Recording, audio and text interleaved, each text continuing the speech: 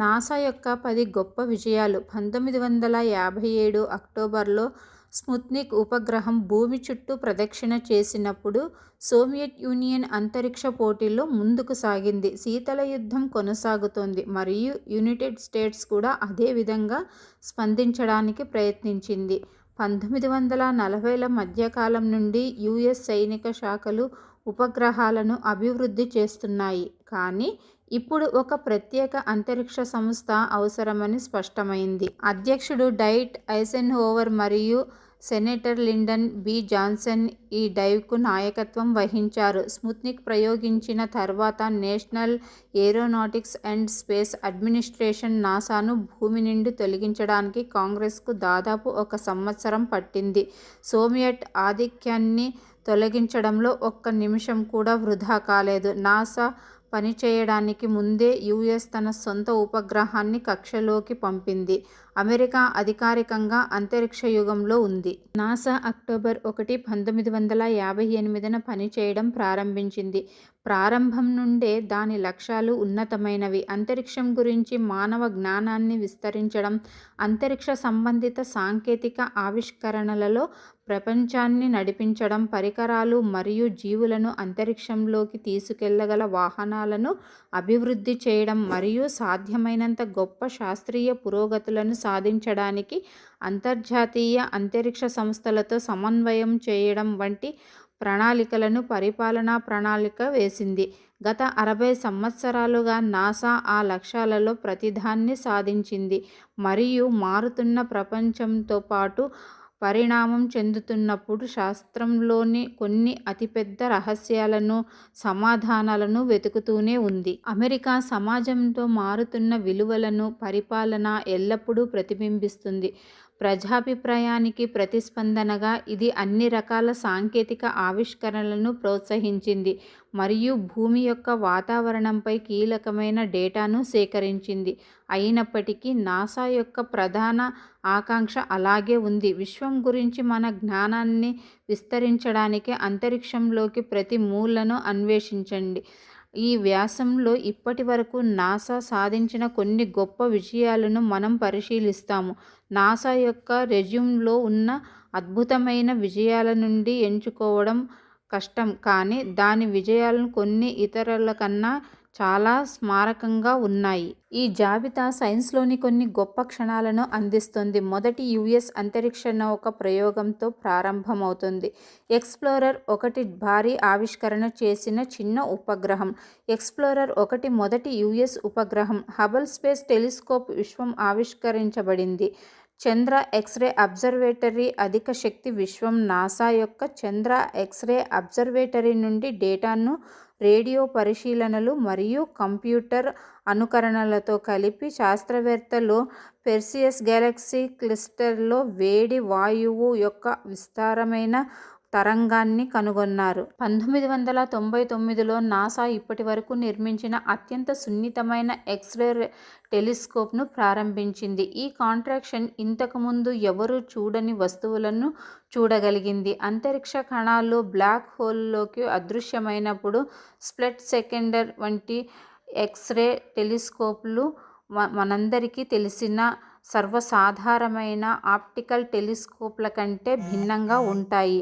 చిత్రాన్ని రూపొందించడానికి దృశ్యకాంతిపై ఆధారపడటానికి బదులుగా చంద్ర ఎక్స్-రే అబ్జర్వేటరీ అధిక శక్తి కణాలను ఉపయోగిస్తుంది. అవి ఎక్స్ కిరణాలు. మన గ్రహం యొక్క కవచం లాంటి వాతావరణం కారణంగా విశ్వంలోని ఇతర ప్రాంతాల నుండి వచ్చే ఎక్స్ కిరణాలను భూమిపై గమనించలేము. బదులుగా శాస్త్రవేత్తలు అంతరిక్షంలోకి పంపబడిన ప్రత్యేక టెలిస్కోప్ల ద్వారా వీటిని నమోదు చేయాలి. హబుల్ కంటే 200 రెట్లు ఎత్తులో భూమి చుట్టూ తిరుగుతున్న చంద్ర మునుపటి ఏ ఎక్స్-రే టెలిస్కోప్ కంటే 25 రెట్లు ఎక్కువ సున్నితంగా ఉంటుంది. మూలం హార్వర్ స్మిత్సోనియన్. అక్కడ అది విశ్వంలో అధిక శక్తి భాగాలపై దృష్టి పెడుతుంది. చంద్ర ఎక్స్-రే అబ్జర్వేటరీ ఇప్పటి వరకు సూపర్నోవా అవశేషాలు, క్వాసార్లు, పేలుతున్న నక్షత్రాలు మరియు సూపర్మాసివ్ బ్లాక్ హోల్స్ యొక్క స్పష్టమైన చిత్రాలు అందించింది. అదే సమయంలో డార్క్ మ్యాటర్ యొక్క రహస్యాలను పరిశోధించడంలో మాకు సహాయపడుతుంది మరియు ఈ దశాబ్ద ప్రారంభంలో ఇది ప్లూటో నుండి తక్కువ శక్తిగల ఎక్స్ కిరణాలను కనుగొంది. మూలం నాసా. నక్షత్రాల జీవితం మరియు మరణం గురించి ఇది అందించే అంతర్దృష్టులతో చంద్ర విశ్వం యొక్క మూలాల గురించి మన అవగాహనను మెరుగుపరుస్తుంది. ఇది సుదూర గ్రహాల నివాస యోగ్యతను అంచనా వేయడానికి కూడా మనకు సహాయపడుతుంది. జీవం గురించి మాట్లాడుకుంటే ఇతర గ్రహాలపై ఉండే జీవం ఎలా ఉంటుంది? నాసా విజయాల జాబితాలో తదుపరి జూనో. ఇది గ్యాస్ దిగ్గజం. బృహస్పతితో మనకు మరింత పరిచయం కల్పిస్తున్న అంతరిక్ష పరిశోధన. జూనో అంతరిక్ష నౌక బృహస్పతి గ్రహానికి ఒక ప్రయాణం. అపోలో 13 మిషన్ కంట్రోల్లో ప్రకాశం. అపోలో 13 కమాండ్ మాడ్యూల్ ఒడిస్సీ విజయవంతంగా పనిచేయడం పట్ల విమాన డైరెక్టర్లు ప్రశంసలు కురిపించారు. అంతరిక్ష నౌక పేలుడుకు గురై విమానంలో ప్రాణాలను నిలబెట్టడానికి అవసరమైన దాదాపు ప్రతి వ్యవస్థను మూసివేసింది నాసా. అపోలో 13 చంద్రుని వైపు దూసుకెళ్లింది. ఏప్రిల్ 11, 1970న అంతరిక్ష నౌక గాల్లోకి ఎగిరింది. 55 గంటల 55 నిమిషాల తర్వాత ఒక పేలుడు సంభవించింది. విమానంలో ప్రాణాలను నిలబెట్టడానికి అవసరమైన దాదాపు ప్రతి వ్యవస్థను మూసివేసింది. ఆక్సిజన్ ట్యాంక్, థర్మోస్టాట్ల పర్యవేక్షణతో పేలుడుకు దారితీసిన సంఘటనల పరంపర 1965లో ప్రారంభమైంది. ప్రయోగానికి ముందు దెబ్బతిన్న ట్యాంక్ నెంబర్ 2 ఫ్యాన్ ఆన్ చేసినప్పుడు తీవ్రంగా పగిలిపోయింది. అది చరిత్రలో అత్యంత అద్భుతమైన సహకార రెస్క్యూలలో ఒకదానికి వేదికగా నిలిచింది. అపోలో 13లో చాలా తప్పులు జరిగాయి. వ్యోమగాములను జేమ్స్ లోవెల్, జాన్ స్విగట్ మరియు ఫ్రెడ్ హెస్ సిబ్బంది సజీవంగా మరియు ఆరోగ్యంగా ఉండటం గురించి చెప్పనవసరం లేదు. అమెరికా అంతా బాగానే జరుగుతోందని సిబ్బంది అంతరిక్షం నుండి టెలివిజన్ ప్రసారం పూర్తి చేసిన నిమిషాల తర్వాత ఒక పేలుడు అంతరిక్ష నౌకను కుదిపేసింది. ఒక విపత్తు మరొక విపత్తుకు దారితీసింది. ట్యాంక్ నెంబర్ 2 పేలినప్పుడు ఆ శక్తి మరొక ఆక్సిజన్ ట్యాంక్ పనిచేయకపోవడానికి కారణమైంది. వెంటనే క్రాఫ్ట్ యొక్క 3 ఇంధన కారణాలలో 2 మూతపడ్డాయి. అపోలో 13 ఇంటి నుండి 2,00,000 మైళ్ళు 321,868 కిలోమీటర్ల దూరంలో ఉంది. అంతరిక్షంలోకి ఆక్సిజన్ పంపింది మరియు దాని సాధారణ విద్యుత్ శక్తి, నీరు, ఆక్సిజన్, వేడి మరియు కాంతి సరఫరా నిలిపివేయబడింది. ఆ తరువాత జరిగిన చాతుర్యం మానవ మనస్సు మరియు ఆత్మ యొక్క మేధాశక్తిని నిదర్శనం. మిగిలి ఉన్న శక్తి, ఆహారం, నీరు మరియు ఆక్సిజన్ను ఆదా చేయడానికి అపోలో 13లోని వ్యోమగాములు దాదాపు ఆహారం, నీరు మరియు నిద్ర లేకుండా మరియు దాదాపు ఘనీభవన స్థాయికి పడిపోయిన ఉష్ణోగ్రతలలో జీవించారు. సిబ్బంది సభ్యులు 6 రోజుల్లో మొత్తం 31.5 పౌండ్లు 14.3 కిలోగ్రాముల కోల్పోయారు. ఇంతలో ఏప్రిల్ 11 నుండి ఏప్రిల్ 17 వరకు నాసా యొక్క మిషన్ కంట్రోల్ సెంటర్లో విధుల్లో ఉన్న వ్యక్తులు ఆ వ్యక్తులను ఇంటికి తీసుకురావడానికి ఒక మార్గాన్ని కనుగొన్నారు. వారు నెలల తరబడి రోజులు లెక్కింపు చేశారు. సిబ్బందికి మద్దతుగా చంద్ర మాడ్యూల్ను పొందడానికి మరియు అంతరిక్ష నౌకకు తిరిగి భూమికి తీసుకురావడానికి వారు ఒక మార్గాన్ని కనుగొన్నారు. అయితే అది ఆ ప్రయోజనం కోసం ఎప్పుడూ ఉద్దేశించబడలేదు. కమాండ్ మాడ్యూల్ నుండి కార్బన్ డయాక్సైడ్ను తొలగించిన డబ్బాలు చంద్ర మాడ్యూల్ వ్యవస్థకు సరిపోలేదు. కాబట్టి మిషన్ కంట్రోల్ వ్యోమగాములు తమ వద్ద ఉన్న సాధనాలను ఉపయోగించి వాటిని సరిపోయేలా చేయడానికి ఒక మార్గాన్ని కనుగొంది. కార్డ్బోర్డ్, ప్లాస్టిక్ సంచులు మరియు టేప్. అయినప్పటికీ ఎటువంటి నియంత్రణలు, పొడిగించిన జీవిత మద్దతు మరియు నావిగేషన్ వ్యవస్థ లేకుండా అన్నింటికంటే పెద్ద సమస్య ఏమిటంటే క్రాఫ్ట్ను భూమిపైకి దిగడానికి ఒక పథకంలోకి ఎలా తీసుకురావాలి. అపోలో 13 ప్రారంభం పేలుడుకు ముందే చంద్రునిపై దిగడానికి ప్రణాళికాబద్ధమైన సర్దుబాట్లు చేసింది. మిషన్ కంట్రోల్ ఒక ప్రణాళికను రూపొందించింది. ఆన్-బోర్డ్ నావిగేషన్ కీలకమైన నక్షత్రాన్ని కనుగొనడంపై ఆధారపడింది. ఆ వ్యవస్థ అయిపోయింది. 3 గంటల్లో నాసా సూర్యుడిని ఉపయోగించుకునే మార్గాన్ని కనుగొంది. సాధారణంగా 3 నెలలు పట్టే లెక్కల శ్రేణి మరియు వారు చంద్రుని ఆకర్షణను ఉపయోగించి క్రాఫ్ట్ను సరైన స్థానానికి తీసుకురావడానికి ఒక మార్గాన్ని కనుగొన్నారు. ఎందుకంటే వారు ఇంటికి వెళ్ళే ప్రయాణానికి మొత్తం శక్తిని ఆదా చేయాల్సి వచ్చింది. సూర్యుడిని ఆధారంగా చేసిన లెక్కలు 1 డిగ్రీ కంటే తక్కువ దూరంలో ఖచ్చితమైనవిగా తేలింది.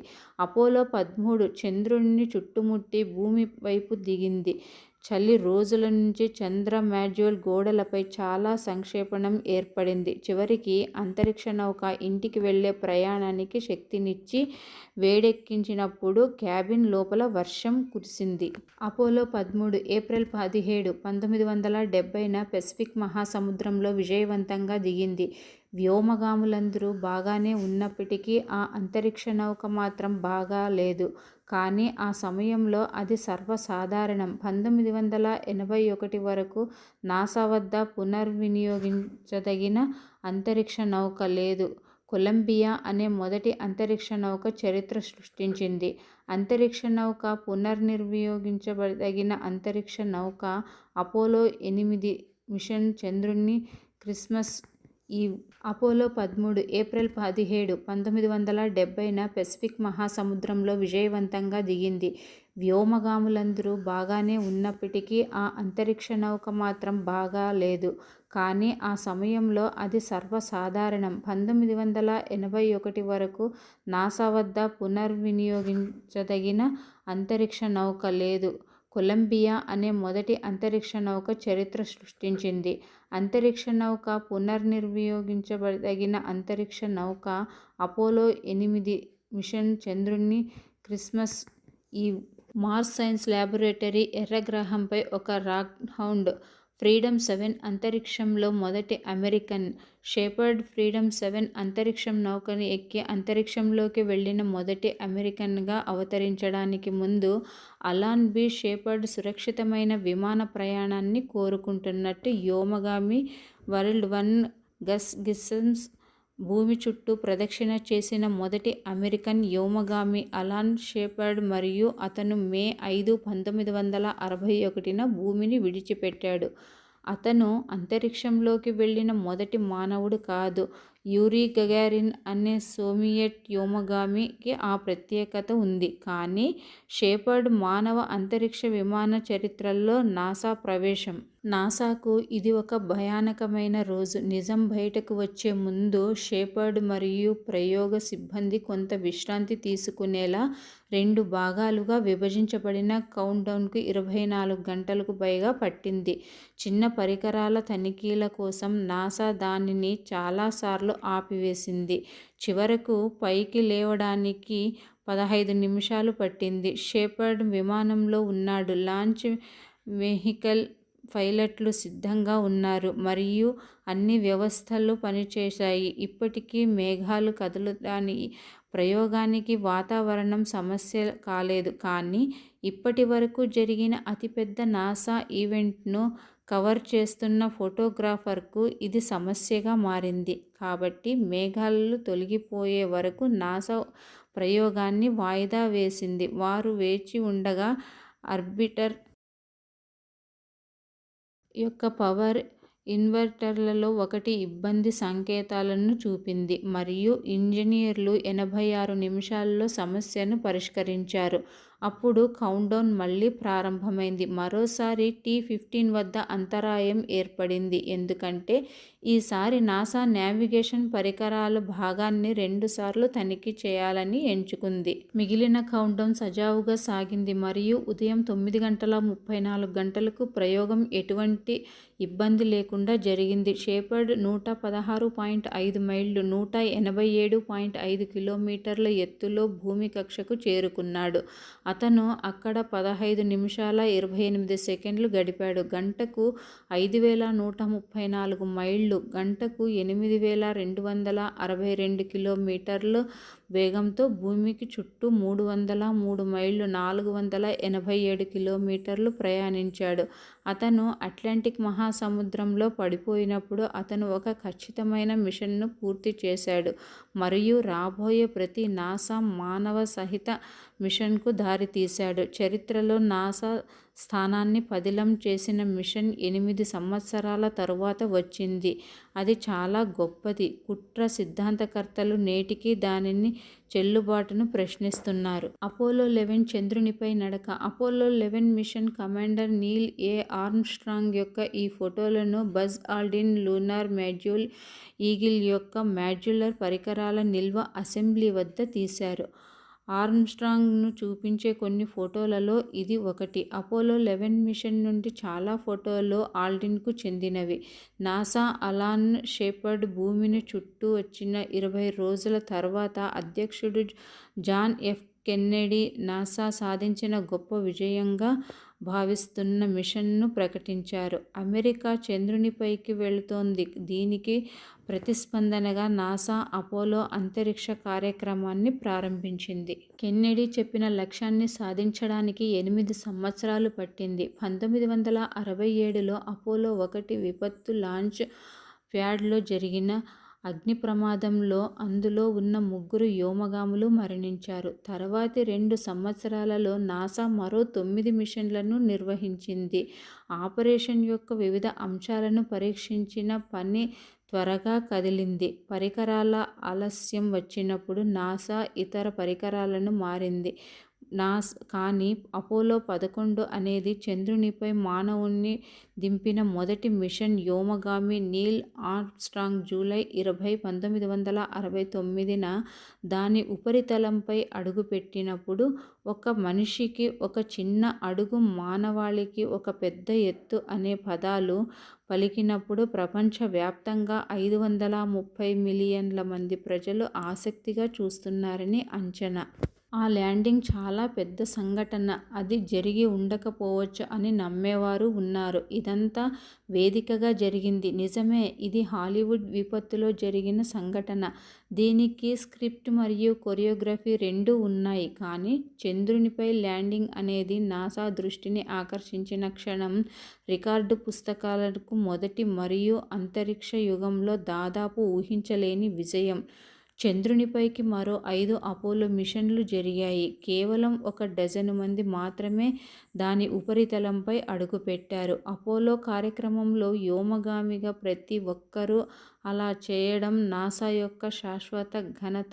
ఈ వ్యాసం రాసే సమయానికి చంద్రుని ఉపరితలంపై చివరిగా అడుగుపెట్టిన వ్యక్తి అపోలో 17 యొక్క దివంగత జిన్ సెర్నాన్. భూమికి తిరిగి వెళ్లే ముందు అతను ఆ రోజు ప్రాముఖ్యతను మాటల్లో పెట్టాడు. ఇది జిన్ మరియు నేను ఉపరితలంపై ఉన్నాను అని అతను మిషన్ కంట్రోలర్తో చెప్పాడు. మరియు నేను ఉపరితలం నుండి మనిషి చివరి అడుగు వేస్తున్నప్పుడు కొంతకాలం ఇంటికి తిరిగి వెళ్తాను, కానీ భవిష్యత్తులోకి చాలా కాలం కాదు అని మేము నమ్ముతున్నాము. చరిత్ర నమోదు చేస్తుందని నేను నమ్ముతున్నది చెప్పాలనుకుంటున్నాను. నేటి అమెరికా సవాలు మనిషి రేపటి విధిని రూపొందించింది మరియు మనం చంద్రుడిని విడిచిపెట్టినప్పుడు మనం వచ్చినట్లే బయలుదేరుతాము.